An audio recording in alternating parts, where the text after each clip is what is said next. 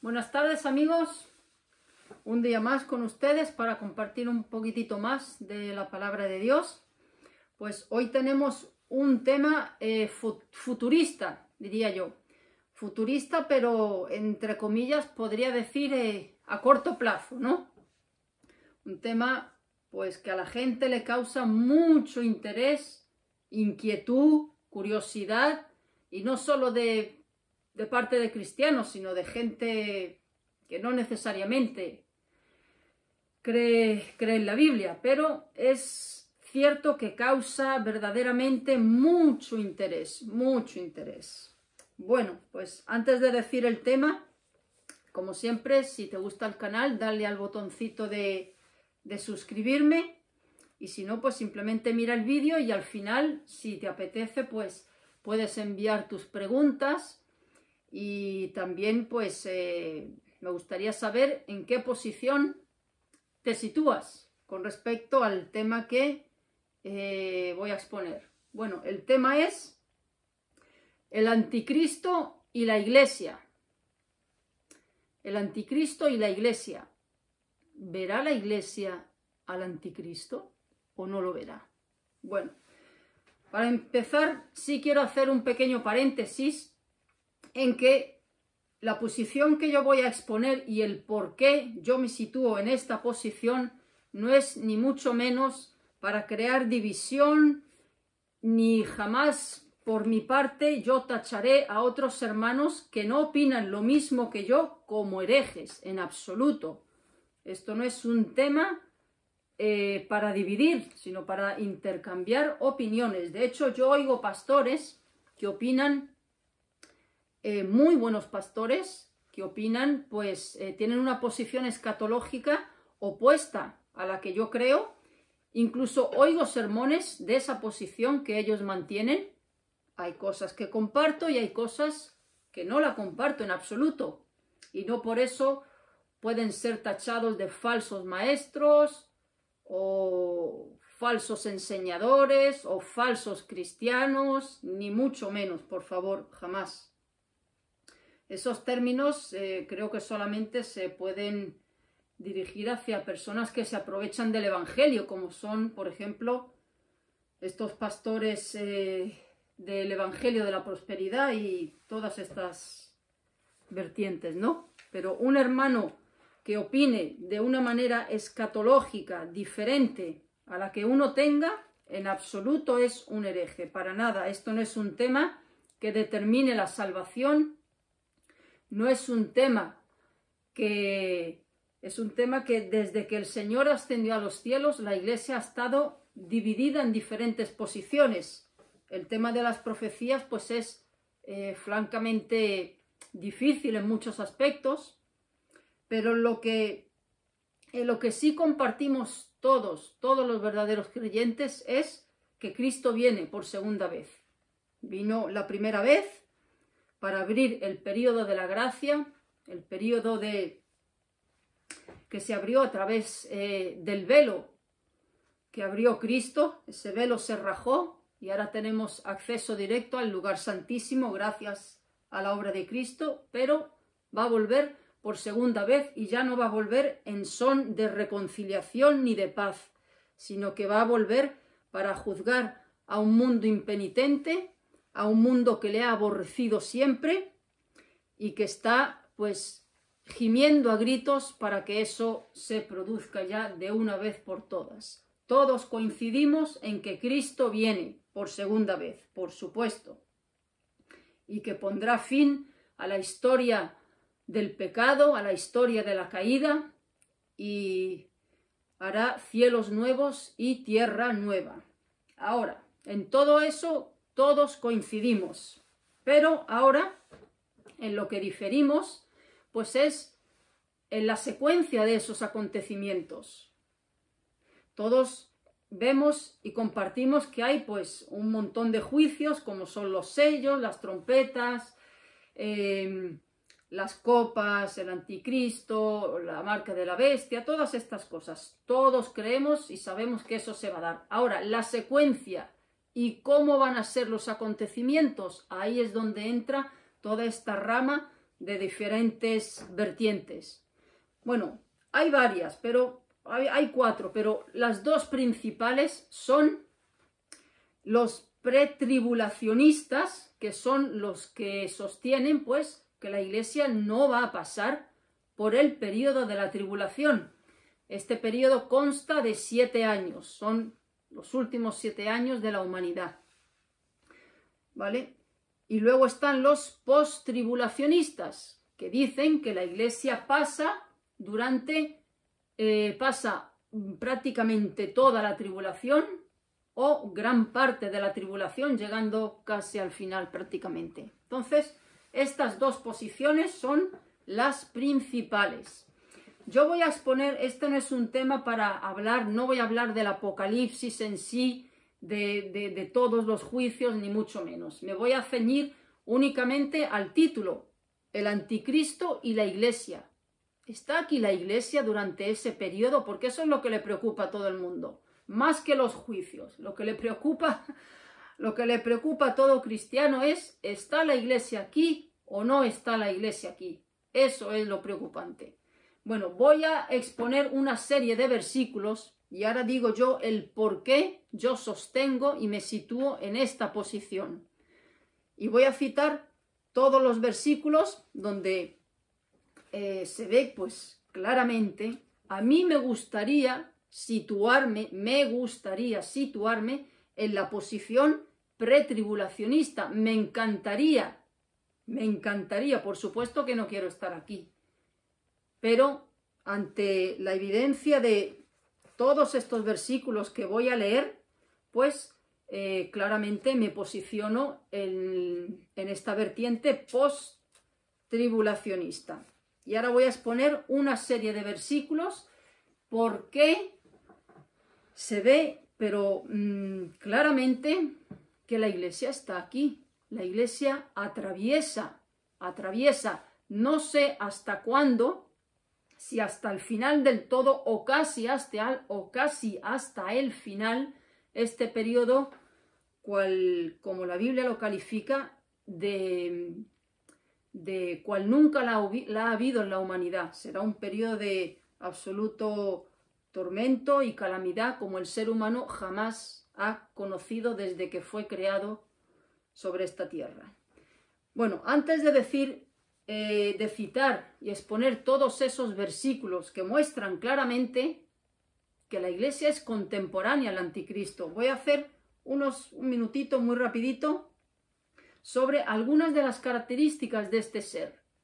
No es una idea, va a ser una persona física, una persona pues con una identidad, con un pasaporte, una persona de carne y hueso. El Anticristo, también se le denomina el hijo de perdición, el inicuo. Todos esos nombres tiene el Anticristo. Bueno, todos los grandes teólogos sostienen que ¿de dónde sale el Anticristo? Bueno, pues dicen que sale del antiguo Imperio Romano, lo que fue el antiguo Imperio Romano. Podemos hablar pues todo lo que es la zona del Mediterráneo, de Oriente un poco, de esta zona. Desde luego que no sale de Sudamérica, ni de Norteamérica, ni de Japón, ni de Australia. Sale del antiguo Imperio Romano, de toda esa zona. Puede ser perfectamente un estadista mundial, un político, es decir, una persona pues que podría estar perfectamente ya entre nosotros.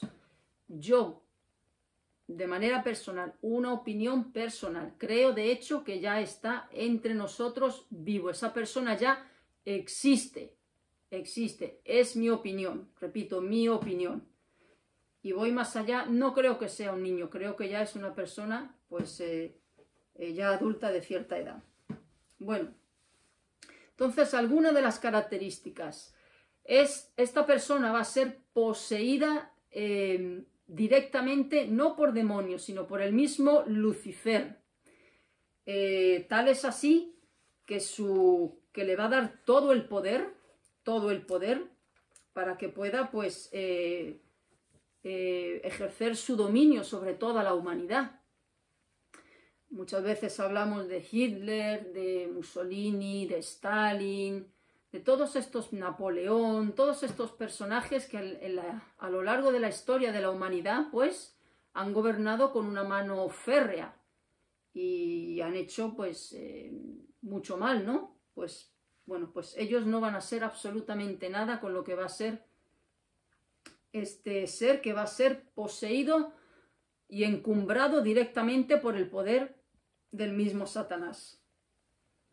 Bueno, va a ser un hombre, una persona de mucho carisma, porque para ganarse el favor y la ayuda y el apoyo de todo el mundo, pues evidentemente tiene que ser una persona con mucho carisma, con mucha influencia y muy inteligente. Por ejemplo, si vemos Daniel capítulo 8, versículo, Daniel capítulo 8,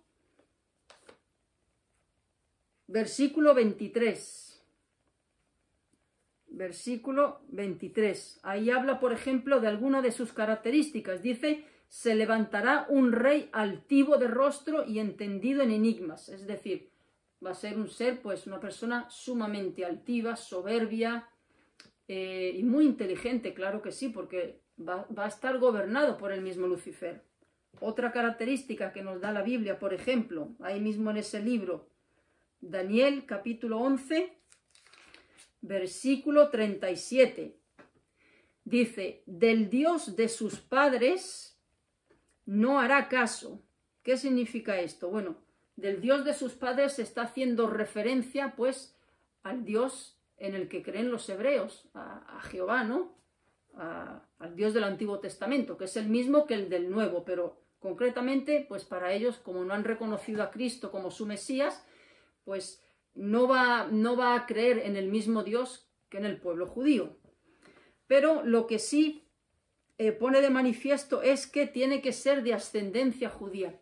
¿Quiere decir eso que tiene que nacer en Israel? No, puede ser un húngaro de ascendencia judía, puede ser un alemán de ascendencia judía, puede ser un ruso de ascendencia judía, pero que tiene que ser de ascendencia judía.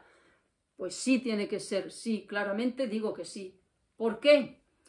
Pues todos sabemos que en el último tiempo se va a levantar el tercer templo. Los judíos, después de la destrucción del segundo templo, que fue destruido por el emperador Tito en el año 70, los romanos, los judíos no han vuelto a tener templo, no tienen un lugar físico donde ir y hacer sus sacrificios, pues levíticos, ¿no?, que les dio Moisés. Desde entonces no tienen templo. Y la Biblia profetiza que en el último periodo se levantará un tercer templo. Bueno, los judíos no dejan entrar a nadie al templo si no es judío, es evidente eso es más que evidente. Cabe destacar que el anticristo va a engañar al pueblo judío y lo van a adoptar como su Mesías, lo van a reconocer como su Mesías durante un tiempo, hasta que se den cuenta que han sido engañados por él, cuando pues se produzca lo que es la abominación desoladora. ¿Qué es la abominación desoladora? Pues algo va a hacer el anticristo en el templo donde va a profanarlo. Puede ser un sacrificio, pues, que dentro del rito levítico, como puede ser, por ejemplo, sacrificar un cerdo o hacer algo que va en contra de lo que es la ley levítica. Pero hasta entonces ellos van a ser engañados por este ser. Y ellos no dejan entrar a nadie en el templo que no sea un judío. Ningún judío reconoce a alguien como Mesías si no es judío. Entonces, por eso se deduce que es judío, de ascendencia judía. Y ese versículo sigue diciendo, ni del amor de las mujeres hará caso. Otro indicio puede que sea homosexual o simplemente pues que no le interese el sexo, una de las dos. No voy a decir es homosexual, no lo sé, no se sabe, pero lo que sí deja bien claro la palabra de Dios es que dice que no hará caso ni del amor de las mujeres. Luego sigue diciendo, ni respetará a Dios alguno, porque sobre todo se engrandecerá. Es decir, aquí tenemos una serie de características. Será un hombre soberbio, altivo, sumamente inteligente, va a ser poseído por Satanás, tiene que ser de ascendencia judía, posiblemente podría ser homosexual, no lo descartaría debido al todo el auge, toda la fuerza que está teniendo esta ideología que se está expandiendo a nivel mundial por todos los sitios, respaldada por la ONU, respaldada por gobiernos, respaldada por todas las esferas de los altos mandos que dirigen el mundo. Entonces, podría ser otra opción, es que simplemente, como bien he dicho, pues no le interese pues el tema del sexo, ¿no? Entonces, esas son un poquito algunas de las características que va a tener este ser.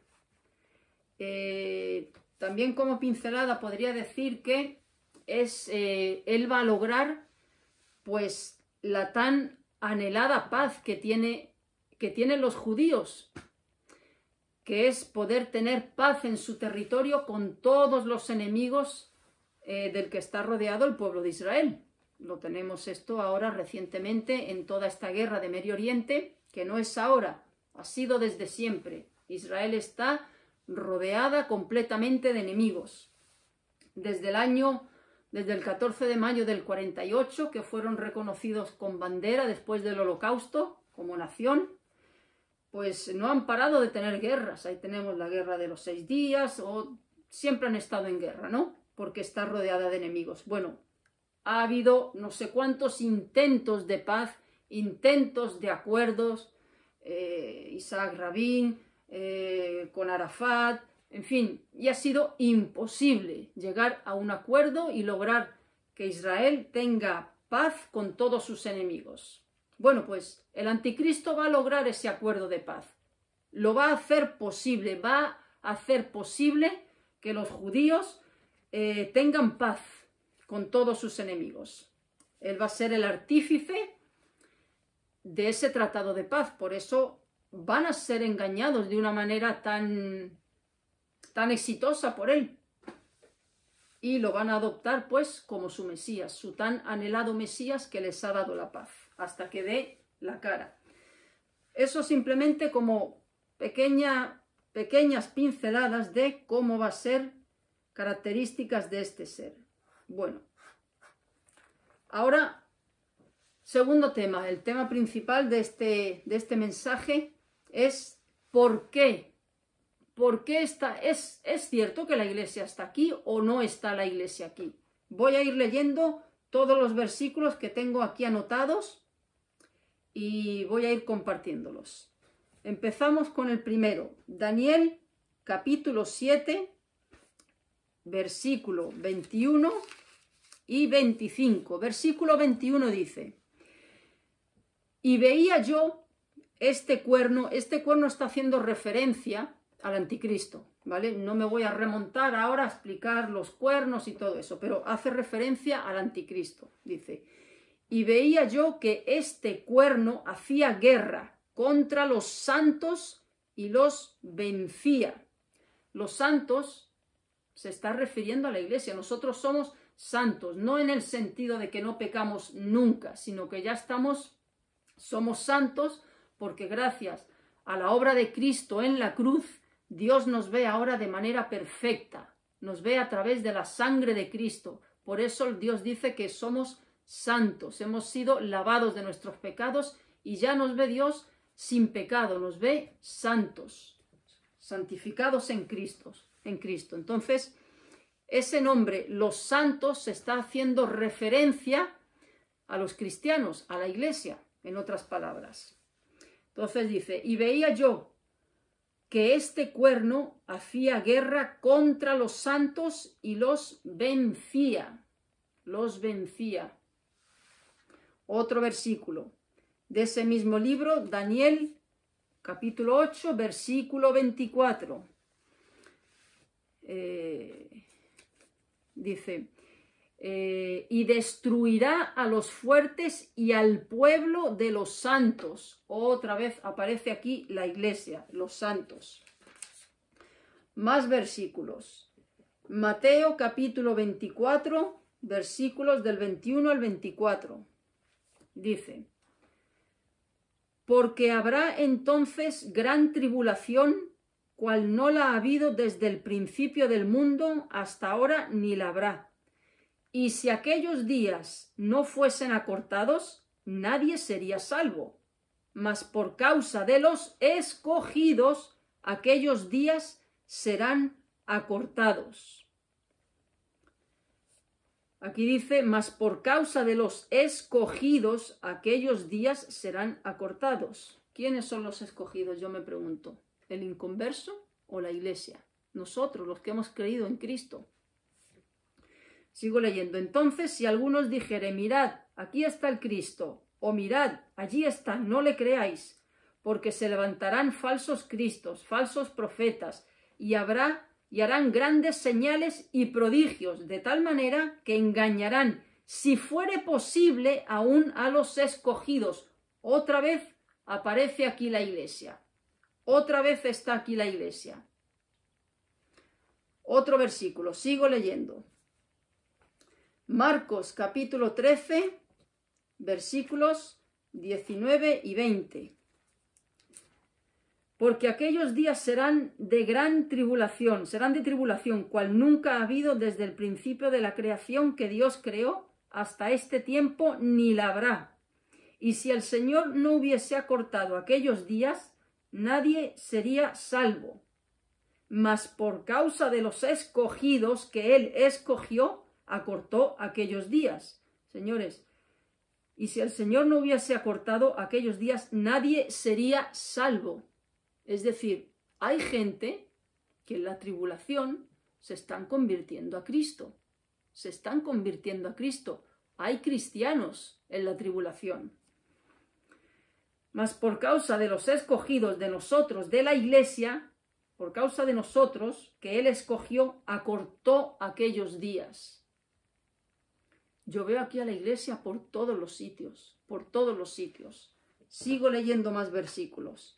Es que los quiero leer todos, porque es más que evidente que la iglesia está aquí. Apocalipsis 12, 17.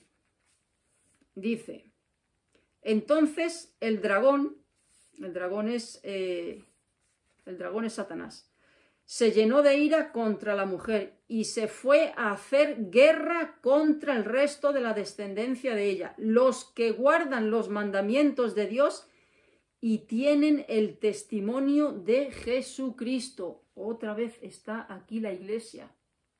Aquí es contemporánea a este último periodo. Contemporánea al anticristo. Más versículos. Apocalipsis 13, versículos 7 y 8. Sigue hablando del anticristo. Y se le permitió hacer guerra contra los santos y vencerlos.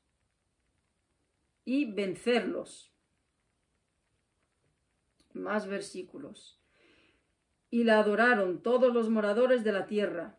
Está hablando de la bestia, cuyos nombres no estaban escritos en el libro de la vida del Cordero. Es decir, ¿quiénes son los que adoran a la bestia? Los que no tienen su nombre escrito en el libro de la vida. Entonces, es evidente que hay un grupo que no va a adorar a la bestia. La bestia es el anticristo. Va a haber un grupo de personas que no la van a adorar. Aquí hay una clara división. Hay unos que adoran a la bestia y hay otros que no adoran a la bestia. Entonces, yo me pregunto, ¿quiénes son los que no adoran a la bestia? ¿Quiénes son? ¿El inconverso? El inconverso la adora. Más versículos. Apocalipsis 6, 11. Aquí en este apartado, que habla de los sellos, el quinto sello el quinto sello se ve claramente que hay una persecución. ¿Pero persecución a quién? Yo me pregunto, ¿a quién? ¿Persecución a quién? ¿Persecución al que se somete al gobierno del anticristo? Ahora me voy a meter en otro tema. Pero ¿persecución a quién? ¿Al que está de acuerdo con el anticristo? ¿Al que dice sí, buana? ¿Al que se somete a todo lo que él establece? ¿Al que entra por el ojo de la aguja en todo lo que se imponga? ¿A quién? ¿A quién se le hace persecución? Al que está en contra de él, ¿no? Al que no se somete a su dictadura. Entonces, este quinto sello, pues el quinto sello es una persecución. La iglesia pasa por la tribulación, no sé hasta qué punto, no lo sé, si es hasta el final del todo o hasta casi el final, pero desde luego que está aquí en este tiempo, La iglesia no va a sufrir lo que es la ira de Dios. La iglesia lo que sí va a atravesar es la ira y la persecución del anticristo. Eso sí, son dos cosas distintas. La ira, la furia y la persecución del anticristo, eso sí va a caer sobre la iglesia. Y hago aquí un pequeño paréntesis. Yo he oído a veces decir, pero ¿cómo Dios va a dejar que la iglesia pase por este periodo? ¿Cómo puede ser si nosotros somos hijos de Dios? Eso va a ser horrible. ¿Cómo el Señor va a permitir esto? Hermanos, esto mismo lo podían decir los cristianos del primer siglo. Siempre lo digo. ¿Qué pensarían esos cristianos que fueron lanzados a los leones y comidos vivos? ¿Qué pensarían esos cristianos de la época de la Inquisición? Que los ponían en un palo atado por aquí por los pies y por aquí por las manos y los partían por la mitad, que eran quemados vivos y tantas torturas. ¿Qué pasa? ¿Qué pasa con los cristianos del último tiempo? ¿Qué pasa con la iglesia del último tiempo? ¿Qué es especial? Es especial, o sea, todos los cristianos, la iglesia que nos ha precedido desde que Cristo ascendió a los cielos, esa no importa, que haya sido machacada, pero la del último tiempo, que el Señor nos trate con algodones. ¿Qué diferencia hay entre Policarpo y nosotros? ¿Qué diferencia hay entre Juan Hus y nosotros? ¿Cuál es la diferencia? Si nos pilla a nosotros este último tiempo, ¿qué pasa? No, Dios está obligado a librarnos. ¿Por qué? ¿Por qué no los libró a ellos? ¿No los libró? No los libró. Aquí habla de los mártires. Entonces, ¿en base a qué? Esos argumentos, Dios no va a dejar que la iglesia pase por esto. Bueno, pues entonces Dios, ¿por qué dejó que la iglesia pasase por una inquisición? No de 7 años, de siglos. ¿Por qué Dios dejó todos esos primeros siglos de la iglesia con todos esos césares sanguinarios? ¿Por qué? ¿Por qué Dios permitió que existiese un Nerón, por ejemplo? Porque el ataque era a la iglesia directamente a la iglesia. No, pero los del último siglo, los del último tiempo, no, esos que nos lleve antes de los 7 años. ¿Pero en base a qué? ¿Dónde está escrito eso? Aquí habla de persecución, de furia. Acabo de leer una serie de textos donde dice claramente, le hará guerra a los santos. Los santos es la iglesia. Y dice, y los vencerá. Y dice, y los quebrantará. Es decir, no los va a tratar con algodones. Entonces, este quinto sello, por ejemplo, lo leo literalmente. Dice, Apocalipsis 6, versículo 9. Cuando abrió el quinto sello, vi bajo el altar las almas de los que habían sido muertos por causa de la palabra de Dios y por el testimonio que tenían. Y clamaban a gran voz diciendo, ¿hasta cuándo, Señor santo y verdadero, no juzgas y vengas nuestra sangre en los que moran en la tierra? Le están diciendo al Señor en el cielo, ¿no? Y se les dieron vestiduras blancas, y se les dijo que descansasen todavía un poco de tiempo, hasta que se completara el número de sus consiervos y sus hermanos, que también habían de ser muertos como ellos. ¿Qué hacemos con todos estos cristianos que están aquí? ¿Qué hacemos? ¿Los borramos? ¿Lo borramos? Yo veo claramente que aquí hay cristianos durante los sellos. Hay cristianos durante los sellos. Concretamente el quinto sello. Vuelvo a repetir, la iglesia no va a sufrir lo que es la ira de Dios. Eso es para los impíos. Pero la iglesia sí va a ser perseguida y matada. Va a haber matanza, igual que ha habido a lo largo de todos los siglos. Todos estos profetas, Jeremías, Isaías, todos estos, a Jeremías lo tiraron a un pozo. A Jeremías con una sierra lo partieron por la mitad. Y tantos profetas, esas palabras que dijo el Señor: Jerusalén, Jerusalén, que matas a tus profetas. Pues lo mismo, ¿qué diferencia hay con los cristianos del último tiempo? Ninguna diferencia. Entonces aquí se ve claramente que la iglesia está aquí. La iglesia está aquí.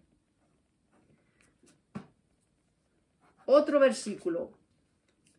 Apocalipsis capítulo 9, versículo 4. Dice, aquí está en el apartado de las trompetas, o sea, ya estamos metidos en las trompetas. Dice, y se les mandó, esta es la quinta trompeta, ¿vale? La quinta trompeta, pues, es una serie de demonios que van a ser, pues, arrojados a la tierra para atormentar a quienes. Vamos a verlo ahora. Y se les mandó a estos demonios, que no dañasen a la hierba de la tierra, ni a cosa verde alguna, ni a ningún árbol, es decir, a la fauna, ¿no? A la naturaleza, sino solamente a los hombres que no tuviesen el sello de Dios en sus frentes. Es decir, aquí se le da una orden concretamente a estos demonios, a quienes pueden atormentar y a quienes no pueden atormentar. Vuelvo a leerlo. Se les mandó que no dañasen a la hierba de la tierra, ni a cosa verde alguna, ni a ningún árbol, solamente a los hombres que no tuviesen el sello de Dios en sus frentes. ¿Quiénes son los que tienen el sello de Dios en sus frentes? Vamos a ver, Segunda de Corintios, capítulo 1. Segunda de Corintios, capítulo 1, versículo 22. Dice, hablando del Espíritu Santo, el cual también nos ha sellado, esto está hablando de cristianos, nos ha sellado y nos ha dado las arras del Espíritu en nuestros corazones. Vuelvo a repetir, el cual también nos ha sellado y nos ha dado las arras del Espíritu en nuestros corazones. ¿Cuál es el sello del creyente? ¿Cuál es el sello? ¿Qué pasa con una persona cuando recibe a Cristo como su Señor y Salvador? ¿Qué es lo que ocurre? El Espíritu Santo viene a morar dentro de uno. Ese es el sello del Espíritu Santo, la morada dentro de nosotros. La marca de un cristiano es el sello del Espíritu Santo. Dios nos sella con su Espíritu y ya somos propiedad de Dios. La salvación la tenemos asegurada. Y ese es el sello del creyente, el Espíritu Santo.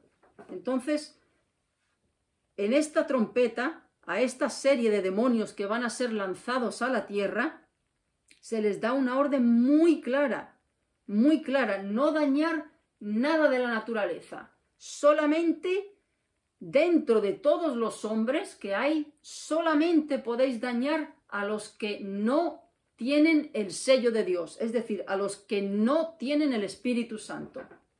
Otra evidencia de que la iglesia está aquí.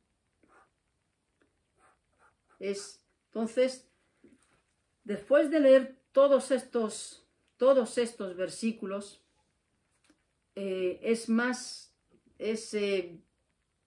sin ninguna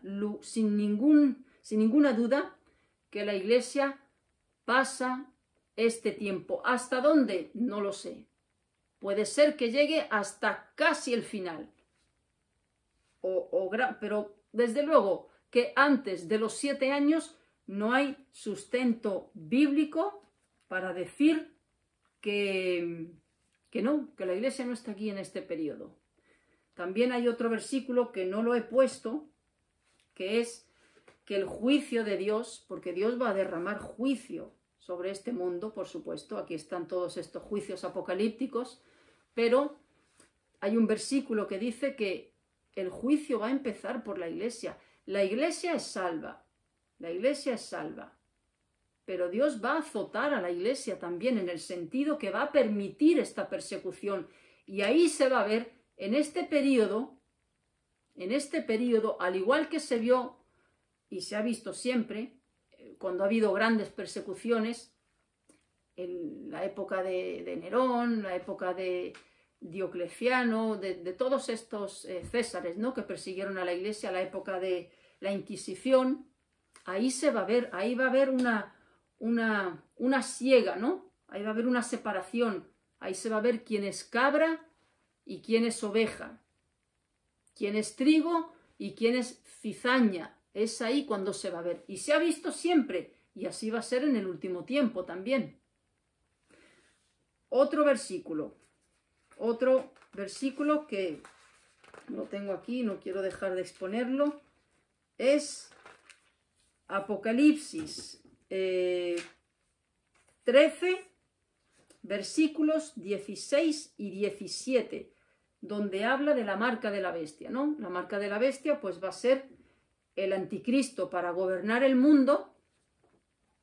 El anticristo para gobernar el mundo pues lo va a hacer de una manera muy férrea, y una de esas maneras para poder gobernar el mundo pues va a ser a través de la implantación de un sistema donde cada ser humano va a estar registrado, controlado. Va a haber una única moneda mundial, un solo gobierno mundial, un solo líder mundial y una sola religión mundial. O sea, él va a tener un férreo control sobre cada habitante de este planeta.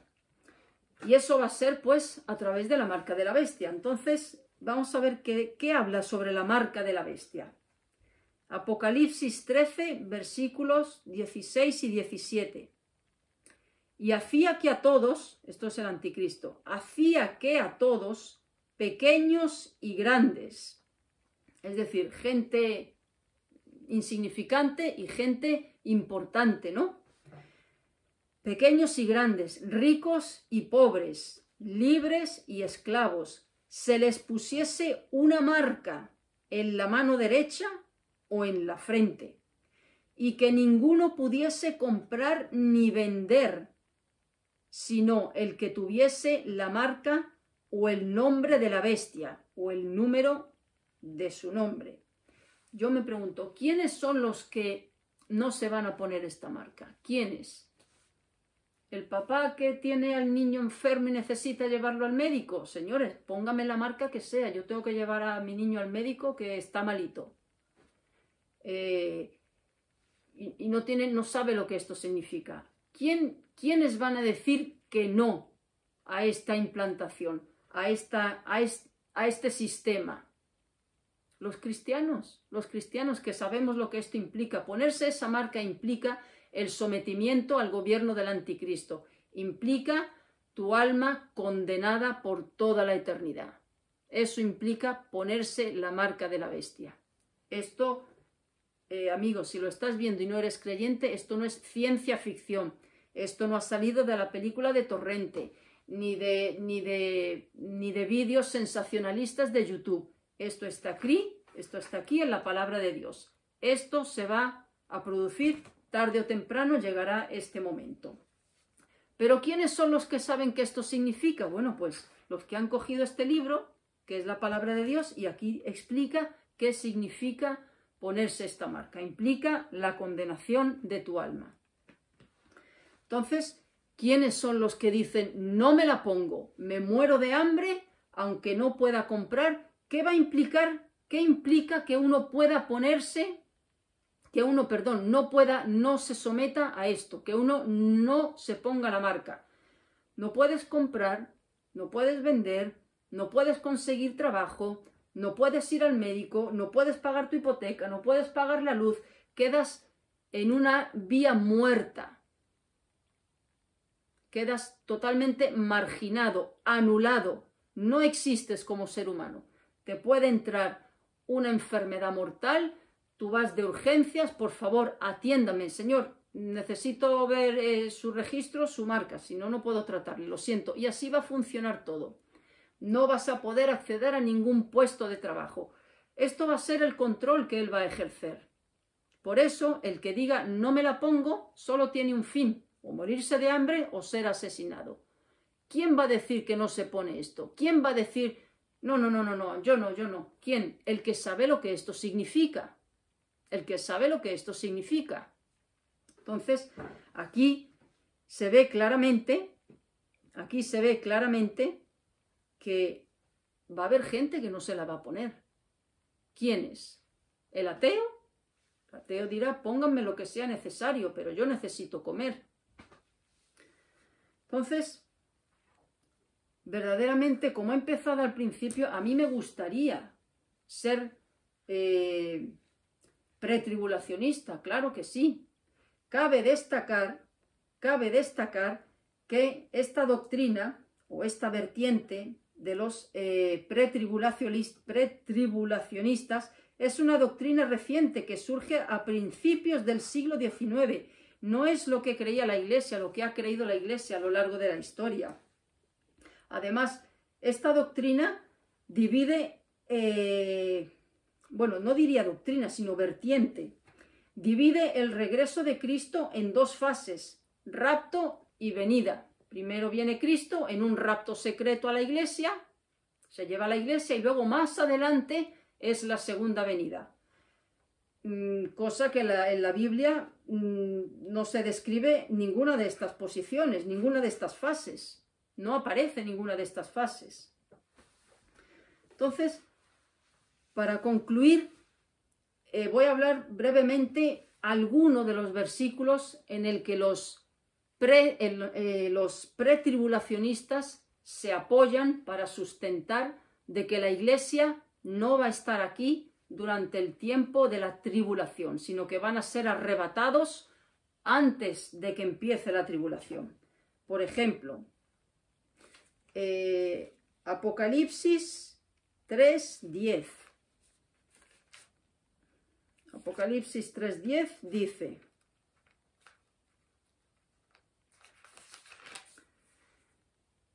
dice, esto es cuando está hablando a una de las iglesias, a la iglesia de Filadelfia, que estas 7 iglesias representan pues la historia de la iglesia desde que Cristo ascendió a los cielos. La historia de la iglesia empieza en Pentecostés, pues hasta su segunda venida. Y estas 7 iglesias representan las diferentes etapas de la historia de la iglesia. Bueno, pues dice concretamente en la iglesia de Filadelfia, dice, por cuanto has guardado la palabra de mi paciencia, yo también te guardaré de la hora de la prueba que ha de venir sobre el mundo entero, para probar a los que moran sobre la tierra. Ellos se apoyan aquí y dicen, bueno, pues ves, nos va a guardar. No, aquí no estamos, nosotros no estamos aquí. Cabe destacar, si recordamos, cuando los hebreos estaban en Egipto y Dios estaba derramando todos esos juicios sobre Egipto, esos juicios estaban cayendo en el mismo territorio, ¿no? Y los hebreos estaban al lado de los egipcios. Pero yo me pregunto, por ejemplo, ¿la muerte de los primogénitos solo murieron primogénitos egipcios. El agua convertida en sangre, la que tenían en las casas, solo se convertía en sangre las que tenían los egipcios en su casa, la de los hebreos no. Podría ser esa una posibilidad. Pero este es uno de los textos, por ejemplo, en los que ellos se apoyan para decir que la iglesia pues no está aquí.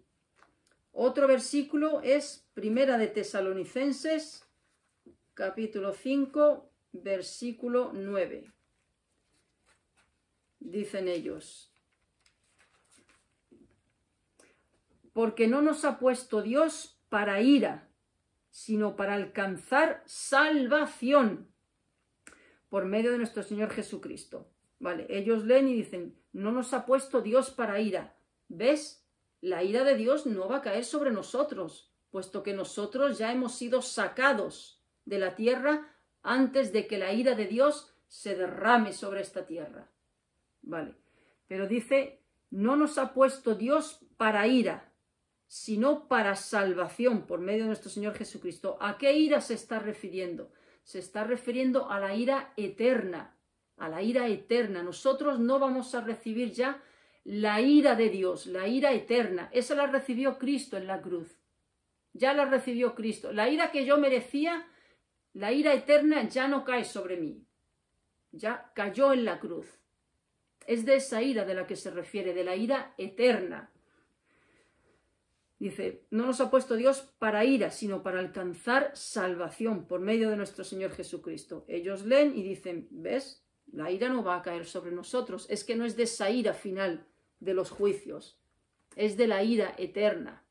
Entonces, hay más, desde luego, pero no es ahora la exposición que yo quería hacer. Era, pues, como bien dice el título, el anticristo y la iglesia. ¿Está la iglesia aquí? Pues con todos estos versículos donde se ve claramente que hay matanza, que el anticristo persigue a los santos. ¿Quiénes son los santos? La iglesia. Hay mártires, las almas de los decapitados, los que habían muerto por el testimonio de Cristo. Todos estos versículos ponen de manifiesto de que la iglesia está aquí. ¿Cuánto tiempo? No lo sé. No lo voy a decir porque me lo estaría inventando. Pero lo que sí se ve claramente es que hay persecución, hay matanza y hay una serie de personas, pues, que no se ponen la marca. Hay una serie de personas donde estos demonios, como he leído en la quinta trompeta, solo atormentan a los que no tienen el sello de Dios. ¿Quiénes son los que tienen el sello de Dios? El sello del Espíritu Santo, los cristianos. Entonces, se ve claramente que estamos siendo contemporáneos de este periodo de tribulación. Pero ya para concluir, hermanos, como bien he empezado diciendo, yo oigo pastores que piensan de una manera pretribulacionista, y no los voy a tachar de herejes ni de falsos maestros, en absoluto. Creas que llegas 7 años antes, a los 3 años y medio, o a los 7 años, al final nos vemos en el cielo. Da igual quien llegue antes o quien llegue después. Es así de sencillo. Entonces, pero sí quisiera decir que, como he dicho, que esta vertiente escatológica es relativamente reciente, es de principios del siglo XIX, que es la que a mí me gustaría tener, pero no la puedo sostener por todo esto que he expuesto. Pues Satanás la utiliza también verdaderamente, porque no te preocupes, cristiano, que tú aquí no vas a estar, no te preocupes, tú vive tranquilito, tú no te atormentes por eso. Bueno, los cristianos que estén en ese tiempo, su fortaleza espiritual, su fidelidad al Señor va a depender de cómo estemos aprovechando el tiempo ahora. ¿Vives relajado, creyendo que esto no te puede pillar, que tú no vas a estar aquí, que el Señor venga, nos saca? No, eso fueron los del primer siglo. Eso fue para aquellos. La Inquisición para aquellos, para nosotros no. eso hace que el cristiano viva relajado, descuide su santificación, descuide su relación con Dios, se envuelva en los asuntos de este mundo. ¿Por qué? Porque como yo me voy de aquí, pues aquí se queda todo esto. Bueno, ¿y si te quedas aquí? ¿Y si te quedas aquí? Mientras más nos preparemos para este tiempo, porque aquí verdaderamente pone de manifiesto que estamos aquí, no importa. Esta vertiente, cabe destacar, esta vertiente pretribulacionista es la que más predomina, predomina más que la posttribulacionista. ¿Por qué? Porque es la más bonita, es la que más, pues, complace o endulza el oído. ¡Ay, qué bien! Nos vamos de aquí, aquí no estamos. Menos mal que el Señor nos saca antes. Pues a la gente evidentemente le gusta creer lo que le gusta creer, lo que más le agrada. Por eso tiene, primero porque es relativamente reciente y luego porque consuela mucho, claro, evidentemente. Nadie quiere morir decapitado por el anticristo. Todo el mundo quiere estar pues ya en las bodas del Cordero. Pero, como bien he leído, pues todos estos versículos pues son claramente evidentes, que nos dicen que aquí estamos durante un tiempo, solo Dios lo sabe. Pero esta doctrina reciente pretribulacionista hace que el cristiano viva relajado, viva, pues no digo que todos sean así, por supuesto, pero puede generar que, bueno, que uno no se esté preparando como deba de estar preparándose para el último tiempo. Porque como no me va a pillar a mí, pues bueno, pues esto aquí se quedan los demás. Entonces, amigo, esta es la posición que yo sostengo. No es la que me gustaría sostener en absoluto, pero es tan abrumadoramente claro que la Iglesia convive durante un tiempo largo, podría decir, en esta tierra durante este calamitoso periodo de 7 años, no sé hasta cuándo, pero lo que sí es cierto es que Dios promete llevarse a su Iglesia antes de que caiga la ira definitiva y final. De eso sí nos libra. De eso sí nos libra, nos saca no sé cuánto, pero sí vamos a tener que pasar un periodo bien calamitoso donde es menester pues que nos preparemos para ese periodo. Tengamos una relación con el Señor cada día más firme, más nos fortalezcamos en Él, en sus promesas y vivamos en santidad, vivamos para agradarle, vivamos con los ojos puestos en las cosas de arriba, no en las de este mundo. Poned la mira en las cosas de arriba, no en las de esta tierra, porque todo aquí pasa rápido. Todo aquí le sale polillas, se pudre, se corrompe, todo. Pero el que pone su corazón en las promesas de Dios, es ahí donde hay que depositarlo. Pues te invito a que compartas tus opiniones sobre este punto. Y no voy a tachar al que opina diferente a mí de hereje, ni mucho menos. Creo que es una falta de amor cristiano pensar que porque otro hermano piense de una manera distinta,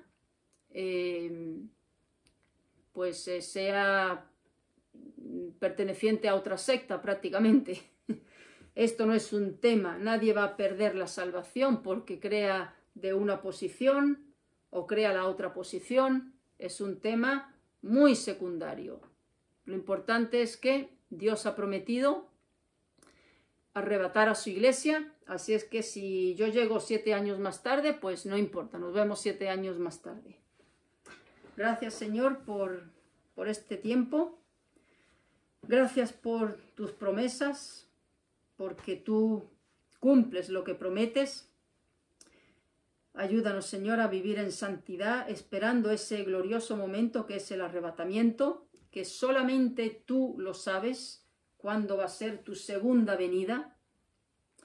Mientras tanto, ayúdanos a vivir en santidad, a vivir en una guerra continua contra nuestro pecado, Ayúdanos a vivir para agradarte a ti, para complacerte, y que nuestro corazón esté afanado por tus cosas, por tus caminos y por tus mandamientos. Que nuestra motivación en la vida sea tu gloria y complacerte en todo lo que hagamos, digamos y pensemos. Gracias por este tiempo. En el nombre de Jesús. Amén. Pues muchas gracias, amigos, y escribidme en qué posición estáis. ¿De acuerdo? Hasta luego.